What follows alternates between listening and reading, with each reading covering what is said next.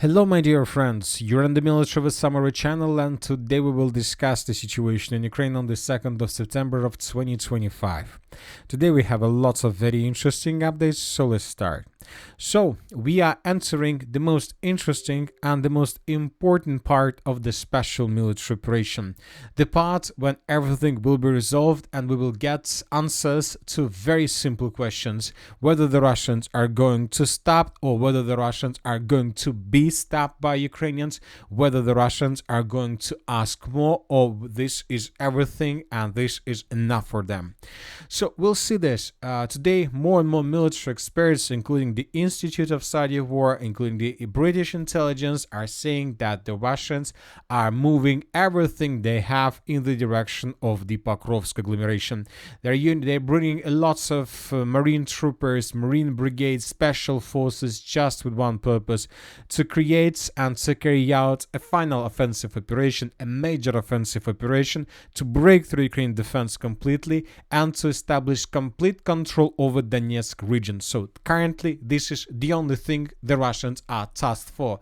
No talks about Odessa, no talks about Kherson, nothing about Kharkiv, nothing about Lugansk, just the Donetsk region. So this territory, the territory between the cities of Slaviansk, Kramatorsk, Udachne, Pokrovsk, Konstantinovka, Seversk, Lyman, this area, this is what the Russians are tasked for, and obviously now they will do everything they can with the purpose to take just this, and only then they will think what to do next. Of course, nothing stops the Russians to probably carry out some offensive operations and to continue their offensives, let's say in the Zaporizhzhia direction, in the central Kupiansk direction, and many other different places. But obviously, we believe Russians will reduce their activities. As for the Zaporizhzhia direction, during the previous 24 hours, we got different updates, mainly from the eastern Zaporizhzhia area, from the settlements of Novopol. Several neutral mappers confirmed that the Russians improved their positions here. Furthermore, we got report that the Russians cut completely the pockets between Kamyshevacha, Shevchenko and Malievka, and that the Russians indeed were entered the village of Novoselovka several days ago, but later the Russians, as a result of Ukrainian counteroffensive operation, were forced to fall back. So probably this is the first 24 hours since the beginning of the Russian Eastern Zaporizhzhia offensive operation when we haven't received almost anything when talking about additional changes on the ground. Because before the 2nd of September, almost every single day, we were adjusting this map in Russian favor by coloring more and more territories either as a contested area or the territory under complete Russian control. As for the 2nd of September, almost nothing from this area. Now let's talk about the western Donetsk direction or the Novopavlovka direction. If you remember, yesterday we talked a lot about this territory, about the settlement of Dachne, about this Dachne Killzone. If you remember, yesterday Ukrainians of 46th Air Mobile Brigade published this video where we can see how Ukrainians raised the Ukrainian flag in the most southeastern part of the settlement. So this is exactly the moment we're talking about. Very happy Ukrainians. The author of this article, this post, stated that Ukrainians managed to liberate the settlement of Dachne without any problems, almost without any resistance from the Russian side. But just 2 hours later, Russians published their own video of the same type. But this time we can see 2 Russian soldiers that also raised the Russian flag, but this time in the central part, a bit further in the northwestern direction from Ukrainian position. And of course, based on these 2 videos, was very difficult to explain the situation and what is happening here. So obviously, one thing is clear. The settlement of Udachne is located in a kill zone. This is one of the best example of kill zones along the entire line of combat contact. Telling the truth, nobody, neither the Russians nor the Ukrainians control the village. Most likely nobody can everybody can enter the village, but most likely not every single one can leave the village in the end. For example, another 2 hours after the Russians published this article, and according to this post, the Russians managed to discover those 2 Ukrainian soldiers that raised the flag in the southeastern flag part of the settlement, and then the Russians attacked those Ukrainians, and the Ukrainians haven't managed to escape this area. So Ukrainians entered a kill zone of Udachne and haven't managed to escape. So this is the situation. Furthermore, now we are talking a lot about kill zones, about this word. What does it mean? What kind of things can be done by the Russians and by the Ukrainians to probably survive in these kill zones, and many other different questions were discussed during videos. But today we got another, let's say, another word that probably appeared just several days ago, and when talking about Russian or Ukrainian language, this word sounds like flagovtik. So a flagovtik is probably Russian-Ukrainian word, which was built based on two different words. The first word is flag, and the second word is vtik. If we translate this to English, probably this would sound like flag install, so flag establish or something like this. So this word means that now the Russians and the Ukrainians along the entire line of combat contact, sometimes when they understand that their commanders gave them an order to establish control over this or that settlement, for them, when they understand that this or that settlement is located in the kill zone, for them it is much more better not to take the village, because they understand they will not be able to hold their positions and they will be basically destroyed by Russian FPV drones. So that is why they created this situation like flag of tick or flag install. When you just enter the settlement, install, establish a flag, make a video, and then you run away. And of course, it doesn't mean that you will be able to run away and to escape. For example, the settlement of Udachne is the best example of this. And telling the truth, during the previous 24 hours, we received a lot of videos, not just during the previous 24 hours, but probably since the beginning or since the end of August, we've received a lot of videos of flag of tick or flag install, when soldiers were installing, establishing flags, but without any control over this or that territory. And for example, now we're going to move to the Pokrovsk direction, and today at least we might see at least 2 flag of tick episodes of the previous 24 hours. So, and first let's talk about the settlement of Udachne. Today, several neutral mappers, several days ago, a few pro-Russian resources reported that the settlement of Udachne was taken by the Russians completely without any chances for Ukrainians to restore control of the settlement. And today, Ukrainians published this video, more precisely the units of the 425th Assault Regiment. In this video, we can see how Ukrainians were counterattacking 2 settlements, the settlement of Novoekonomichne and the settlement of Udachne. And in the final part of this video, we can see how 2 Ukrainians were flag of ticking Ukrainian flag, or they established the flag, and they told us that the settlement of Novoekonomichne was completely secured and liberated by the armed forces of Ukraine. But during this video, there were 2 episodes that were geolocated. One of the episodes took place in this point when Ukrainians attacked Russian position with the grenade launcher, and the final part where the flag was discovered in the most northwestern part of the settlement, which means that I'm not sure that Ukrainian forces managed to move through the entire village of Udachne from the east to the west and to establish the flag in the most northwestern part. I believe that Ukrainians answered the settlement of Udachne along this tree line, and probably from the settlement of Molodetska. So this is probably the operation that was carried out by the Ukrainians. But obviously there is nothing common with the complete control over the settlement. Anyway, I'm not even sure that the Russians haven't destroyed this flag by the time I started making this video. Very likely the Russians with FPV drones destroyed Ukrainian flag, and this is the end of the story. And today we got lots of stories of this type. So this is the situation on Dachne. Anyway, this video confirms several things. First of all is that a Ukrainian soldier attacked Russian soldier exactly in this point with the grenade launcher. So which means that Russians at least establish almost complete control over the northwestern part, and before the next video probably will make some changes on the ground. Now let's move further and let's discuss the situation in the Pokrovsk agglomeration. During the previous 24 hours, the armed forces of the Russian Federation managed to improve their positions to the south of the citadel of the city of Pokrovsk. Additional houses were taken under control. Furthermore, the Russians continue their pressure to the south of the city. Currently, we have unconfirmed reports that the Russians indeed managed to take under control this butterfly stronghold, and that the Russians cut this territory completely. As for videos, we have just this one where we can see how Russians were attacking positions of the armed forces of Ukraine on the territory of Novopavlovka using multiple launch rocket systems.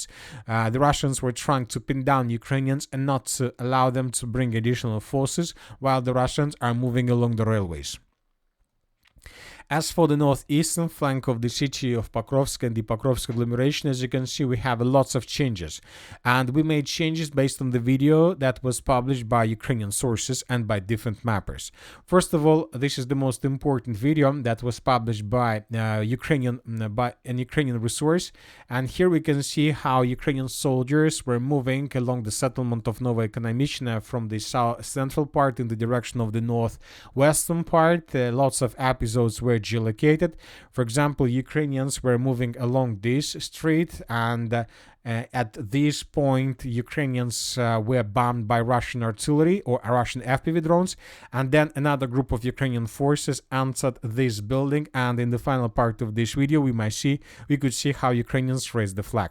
So, based on this video and based on the report of the ministry, based on the report of different mappers, we colored the western and the central part of Nova Ekonomichna under complete Ukraine control. It seems that indeed Ukrainians launched counter-offensive operation.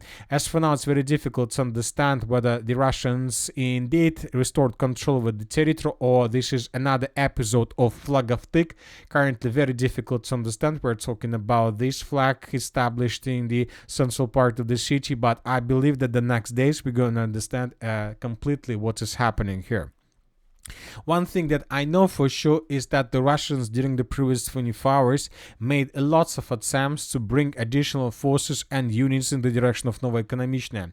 The Russians used mechanized vehicles, tanks, forces with the purpose to reinforce this direction, but according to a video that was published by Ukrainian sources, we see that Russian attempt to introduce additional forces in the city of Nova Ekonomichna failed. Ukrainians attacked Russian convoys with FPV drones and the Russians suffered huge losses. You know that this is a very interesting video, and the main value of this video is that this is the first video probably for the last year when we can see how Russians began making attacks in the direction of the Pokrovsk agglomeration with vehicles, with tanks and infantry fighting vehicles. We haven't seen anything like this probably for the previous year. So the Russians stopped using their vehicles due to the beginning of the Suja adventure and many other different things. The Russians managed to take all these territories under complete control just with infantry. No tanks, no vehicles the Russians used during the Mirnograd N32 breakthrough that happened almost months ago. And now the Russians began using vehicles once again. This can mean several things, and as we discussed during the previous days, we got report that the Russians were started or were about to finish their strategical regrouping. They brought lots of units and forces from the Kherson and from the Sumy direction, and most likely the Russians brought, as you can see, lots of vehicles, tanks, and now they will try to intensify their offensive operation, not just with infantry and sabotage and reconnaissance groups that are moving between tree lines, between positions of the armed forces of Ukraine, but the Russians are tasked to break through Ukraine defense with tanks, vehicles, and to move as deep as possible in the northern direction with the purpose to take the entire Donetsk region under complete control. So, and this is the first episode, and most likely the next days we're going to see more and more videos of this type. At the same time, the Russians continue bombing Ukrainian positions in the Safiyevka and Shakhovo pocket. You know that today I analyzed the situation in this area and I came to a very important conclusion. We need to understand one important thing. The Russians, despite the fact that they are not moving further in the northern direction or in the northwestern direction towards the end of the Donetsk region, the Russians, despite all the things, despite counterattacks from the Ukrainian side, the Russians managed to break through Ukrainian defense, and the Russians managed to dig in deeper. Now Ukrainians are trying to counterattack Russians, but they can't do anything with this. And of course, if Russians can save control over the area of breakthrough, this will save them probably hundreds, thousands of lives and hundreds of vehicles and equipment. Now the Russians will finish their strategical regrouping, and they will use this breakthrough for further offensive in the direction of Dobropille, Biletska, and of course in the direction of Kramatorsk and Slaviansk. The Russians are very serious, as you can see with this. Furthermore, the Russians improved their positions to the north of N32 road. This information was confirmed by this video, where we can see how 2 Russian soldiers raised the flag that was taken by the Russians a long time ago. Probably this is already archived video. This is another flag of Tik, but this time not in the area of Killzone, but in the village that was taken by the Russians a long time ago. At the same time, several neutral mappers reported that the Russians moved even further in the direction of the settlement of Sofiyevka, and several fields positions were taken. The Russians are tightening the news around this pocket. As soon as this pocket falls, and as soon as the Russians are able to bring brigades from Sumy and Kherson direction, something unpredictable can happen. As for the Konstantinovka direction, during the previous 24 hours, nothing special was recorded, probably for the first time during the previous days, for the first time, because almost every single day we received lots of videos from this area, but nothing of the previous 24 hours. Now let's talk about the Seversk direction. And as for this area, during the previous 24 hours, lots of very important things were recorded. First of all, and the most important, the Armed Forces of the Russian Federation reported that the Minister of Defense reported that the Russians managed to take under complete control by the forces of the group of forces south, the settlement by the name of Fedorivka. So we're talking about this village. So this is the situation by the end of the 1st of September, and this is the situation by the end of the 2nd of September. If this information is correct, I'm saying this because we still haven't received anything that can confirm this, just the report of the Minister of Defense. If this information is correct, then the Russians managed to cross the river of Bakhmutka. So very important water barrier that goes from the city of Bakhmut in the northern direction till the river of Seversk and Donetsk through the city of Seversk. The river of Bakhmutka is very important natural barrier. So basically we can say that the Russians crossed the river, and now the Russians are able to attack the city of Seversk from behind. So now the question is whether this is another episode of flag establishment, flag install, or flag of Tik when talking about this in Russian language, or this is let's say a real offensive operation carried out from the Russian side by Russians with the purpose to take the city of Seversk under complete control. And telling the truth, and considering everything that happened in the past, we can make a conclusion that most likely this is the beginning of a major offensive operation, because the Russians improved their position significantly to the north of the city of Seversk. The Minister of Defense and the General Staff reported that the clashes are already taking place on the territory of the settlement. The Russians reduced the city of Seversk almost to ruins. The resistance of the armed forces of Ukraine obviously was suppressed and reduced, and now it's time for the Russians to launch their major offensive. The question is what exactly the Russians are going to do. Of course, first of all, and the best option for them is to cut this territory into parts, to encircle the Ukrainians in the city of Seversk from the north and from the south. But for these purposes, also the Russians need to take under control the villages of Yampol, Zakitne, Platonovka, and Dronovka. So let's stay tuned to the situation. Obviously, something interesting may happen. At the same time, the Russians continue their offensive operation in the Lyman direction, and during the previous 24 hours, additional changes on the ground were recorded around the village of Mirne, around in the area of the settlement of Zarechne, and on the Russian way, on the Russian offensive way towards the settlement of Shandrigalova. So these 3 settlements can fall in Russian hands in coming days: Shandrigalova, Mirne, and Zarechne, and then the Russians will have almost no barriers to attack the city of Lyman itself. And the Kupiansk direction. During the previous 24 hours, the Russians published this video where we can see how Russians established or re-established their flag in the village of Mirova. Once again, I'm not sure whether this video is right. It's not like deep fake. It's the real situation when 2 Russian soldiers established Russian flag in the central part of Moscovica. But once again, whether this is a real control over the territory or this is another kill zone with another flag install media, let's say, video. A bit further in the northeastern part of the Kharkiv region, according to information we have, the Russians managed to improve their position significantly. Another huge forest was taken by the Russians in the northeastern part of the Kharkiv Oblast. This is very important, and this is very huge forest that was taken by the Russians. As we can see, Russians answered the operational space, and now they will move further. We believe that this happened due to the situation that Ukrainians were forced to redeploy additional forces in the direction of the city of Pokrovsk with the purpose to bring and to introduce as much as possible forces, as many as possible brigades during the major battle of not just 2025 but probably of the entire special military operation. Now the Russians see that Ukrainians have a shortage of manpower, not just in the Kharkiv direction where they began offensive, but also in the vicinity of the city of Volchansk.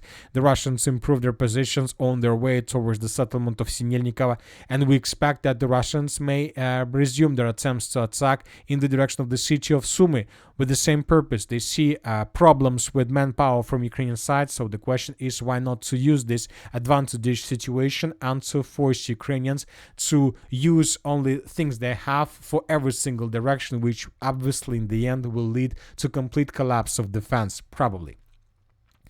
And that's it for today. Military Summary channel reminds we condemn any violence in the world. Thank you for watching. Subscribe to my channel, put your likes, join my Patreon, and have a good day. Bye bye.